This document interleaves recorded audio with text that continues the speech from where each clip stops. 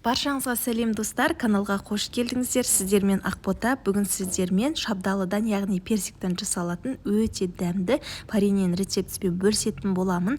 Видеоның маңызды сәттерін жіберіп алмас үшін мұқият соңына дейін көруге кеңес беремін. Ол үшін бізге осындай түкті, үлкен персиктер қажет болатын болады. Осылар персиктердің барлығын әдемілеп тұрып суда жуып алатын боламыз.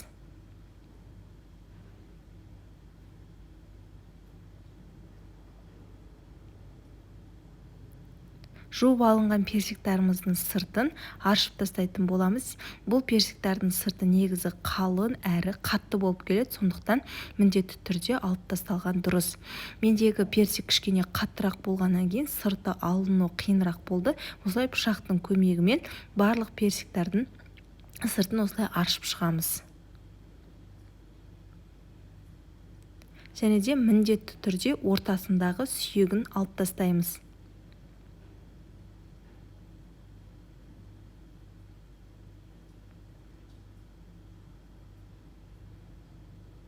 Егер де сіздерде түксіз персик болатын болса, оның сыртын аршудың қажеті жоқ. Сыртымен-ақ қабығымен жасай беруге болады. Мендегі үлкен осындай персиктер болғаннан кейін қабығы қатты, қалың болғандықтан оны осылай аршып тастадым. Енді барлығын осылай тазалап алғаннан кейін видеода көрсетілген кішірек бөліктерге бөліп шығамыз. Осылай аршып, турап алғаннан кейін барып, осылай өлшейтін боламын. Таразының көмегімен осылай өлшеп аламыз. Барлығын турап, осылай өлшеп, үлкен эмальді астауымызға саламыз. Міне осылай мен барлығын турап алдым. Енді үстінен бірде-бір көлемде, яғни менде 4 килограмм персик шықты, соның үстіне 4 килограмм құмшекер өлшеп, осылай қосатын боламыз. Шетінен қосқан дұрыс, себебі қатты араластырып персиктерімізді езіп алмауымыз керек. Астына қарай құмшекерлерімізді жіберіңкіреміз. Мұқият араластырамыз. Жай-жай араластырып, астына қарай қанттарымызды кішкене жіберетін боламыз. Міне видеода көрсетілгендей.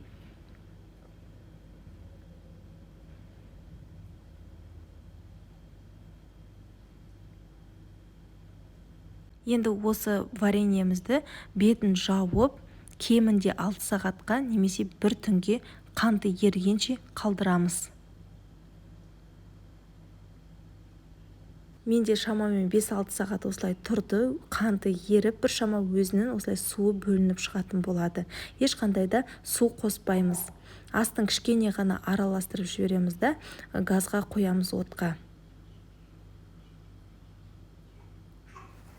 Астын қатты лаулатып қоймаймыз, кішкене орташадан жоғары етіп қойып, қайнағанша күтеміз. Міне осылай қайнап шығатын болады. Қайнағаннан кейін көбігін алмаймын. Егер қаласаңыздар, көбігін алып тастауға да болады. Кішкене осылай астынан үстіне қарай көтере отыра, жай мұқият араластырып аламыз. Астын басып, орташа отта баяулатып, әдемілеп, бүлкілдетіп 20 минут аралығында қайнатамыз. Мен осымен толық 20 минут қайнатып алдым. Осындай түске енетін болады. Және де астын өшіреміз да толық суытуға қоямыз. Толық суып шыққаннан кейін қайтадан газға қоямыз. Өздеріңіз қараңыздаршы, суы мөп-мөлдір, өте түсі де керемет болып шығатын болады. Және де осылай қайнап шығады. Қайнап шыққаннан кейін қайнаған уақытпен санағанда тағы да 15 минут аралығында қайнатып аламыз. Осылай орташа отта бүлкілдетіп қайнатасыздар. Біздің вареньеміз қайнап жатқанда біз банкілерін дайындайтын боламыз. Банкілерді жақсылап жуып тазалап аламыз да, крышкаларын және банкілерді қайнап тұрған су құйып, осылай банкілердің крышкаларын жауып, стерильдеп аламыз.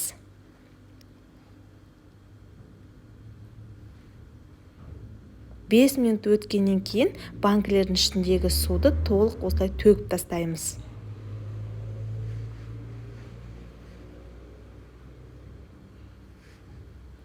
Осы уақытта біздің вареньемізде дайын тұрады. Осылай бір араластырып жібересіздерді. Банкілерге ыстықтай құйып тастайсыздар. Құрметті менің оқырмандарым, алдағы шығатын рецепттерді жіберіп алмас үшін каналға тіркеліп, қоңырауша белгісін басып қойыңыздар, және де қазақша контентті каналдың дамуына үлес қосып, комментарий қалдырып, лайк басып отыруды ұмытпаңыздар. Міне осылай құйып аламыз да крышкасын жауып тастаймыз, және де басқа банкілерге де осылай құйып шығатын боламыз. Мен 3 банкіні арнайы банк жапқыспен жабатын банкіге жаптым, ал 3-еуін осындай бұранды банкіге жаптым. Жақсылап тұрып борап, қатырып тұрып бұрайсыздар. Осымен біздің вареньеміз дайын, салқын жерде сақтайсыздар. Енді дәмі керемет болып шығады. Міндетті түрде жасап көруге кеңес беремін. Өздеріңіз көріп тұрғандай, суы да мөп-мөлдір, қатты қою емес, қатты сұйық емес, өте керемет болып шығады. Сіздермен болған Ақбота.